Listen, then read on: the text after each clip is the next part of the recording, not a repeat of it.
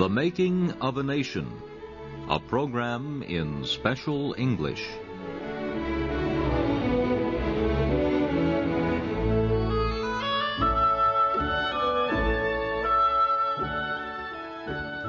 The United States in 1801 had a new president, Thomas Jefferson.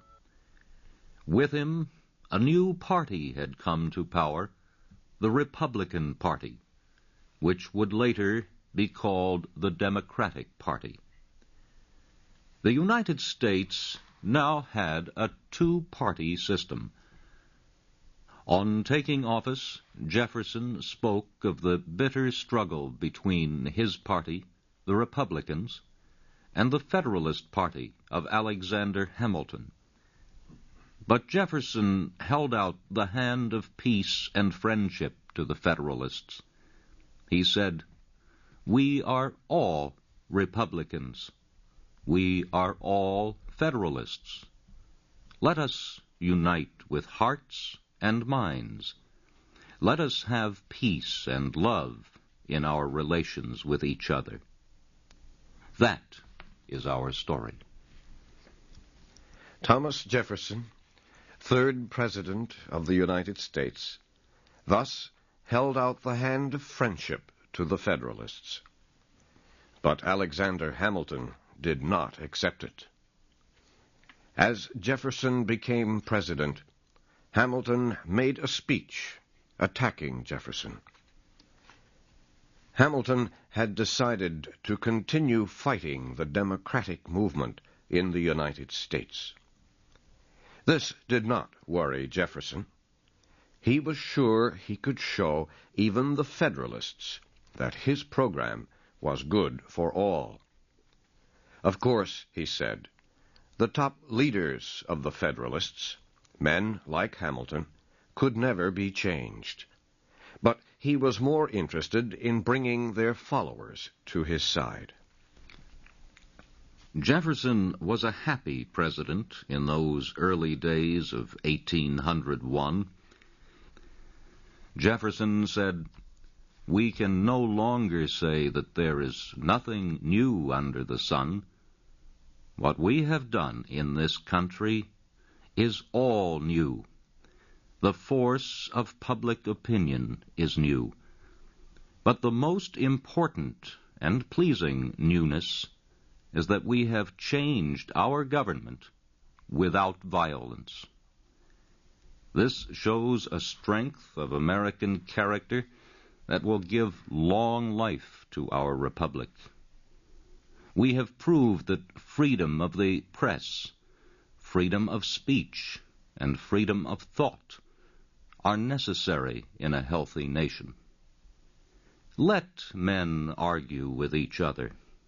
The arguments may become bitter, but the bitterness is just a cloud that passes, and out of the arguments will come the truth."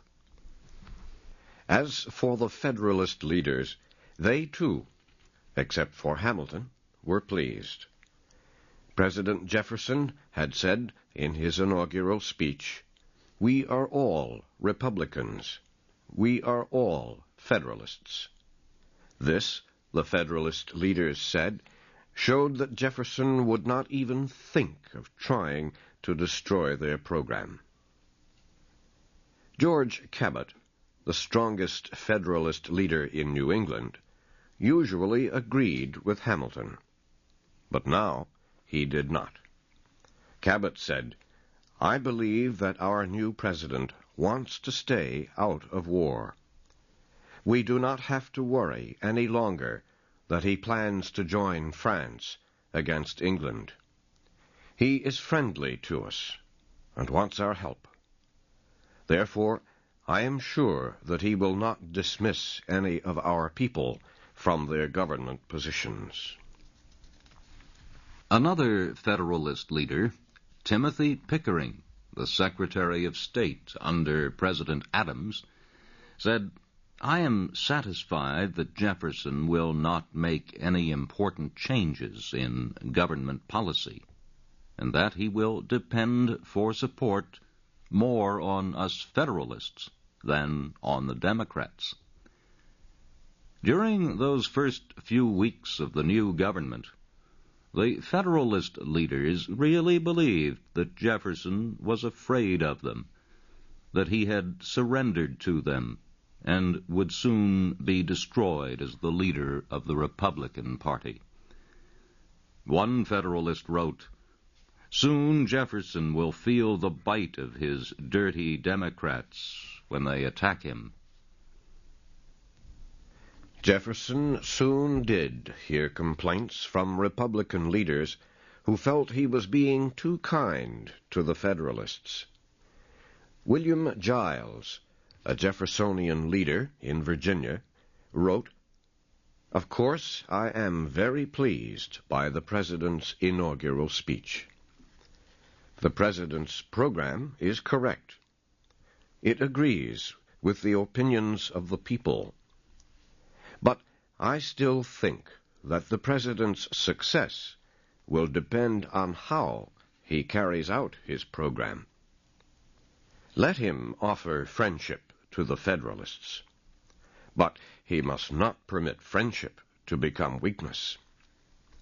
His friends believe that the first thing he must do is to clean out the executive branch of the government.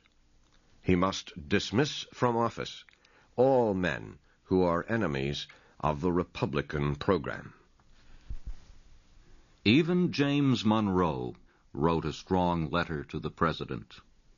"Your speech and your program are healthy and good, but there are serious dangers ahead of you.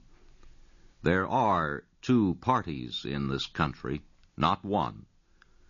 One of these parties, the Federalists, has controlled the government for 12 years and has hurt our nation greatly. Some of these Federalists now speak softly to you and promise their support.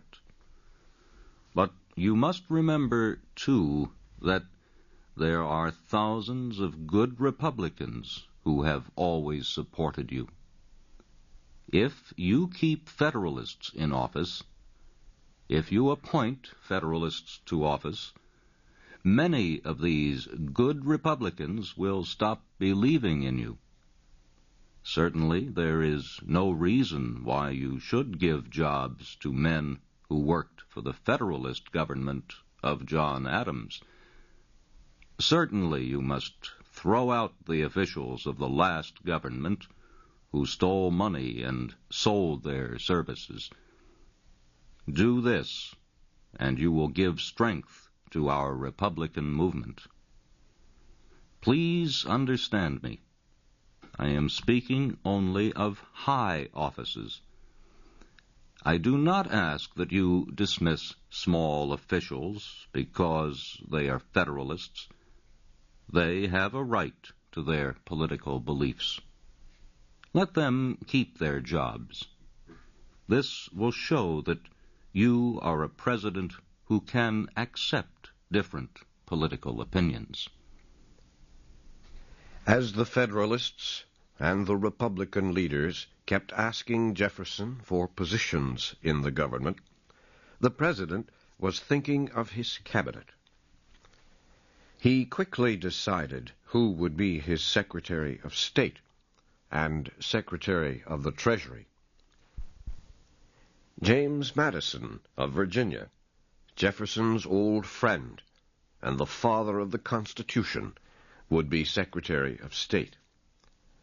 For Secretary of the Treasury, Jefferson chose Albert Gallatin of Pennsylvania, the brilliant leader of the Republicans in Congress, the man who understood economics and finance as well as Alexander Hamilton. For the War Department, Jefferson turned to General Henry Dearborn of New England. Jefferson's first choice to be Secretary of the Navy was Judge Robert Livingston, the great lawyer from New York. But Judge Livingston rejected this position. Jefferson finally chose Robert Smith, of Baltimore, Maryland. The President had already appointed one man from New England to his cabinet, Secretary of War Dearborn. Yet he went to New England for 2 more appointments. Jefferson knew that the strength of the Federalist Party was greater in New England than in any other part of the country. He believed that there was no better way to move New England away from the Federalist program than to give cabinet positions to men from New England. And so Jefferson found his Attorney General in Levi Lincoln of Massachusetts. Like Dearborn, Lincoln was a patriot of the American Revolution. He had been a supporter of Jefferson from the beginning. He was famous as a lawyer in Massachusetts, where he was the top leader of the Republican Party. Jefferson went to New England, too, for the Postmaster General. It was not yet a cabinet office, but its importance was growing. The President gave this appointment to Gideon Granger, lawyer, businessman, and writer, one of the strong Jeffersonians in the state of Connecticut. Such was Jefferson's cabinet, all strong Republicans, all completely loyal. The Federalists were shocked. Not one of their men had been appointed.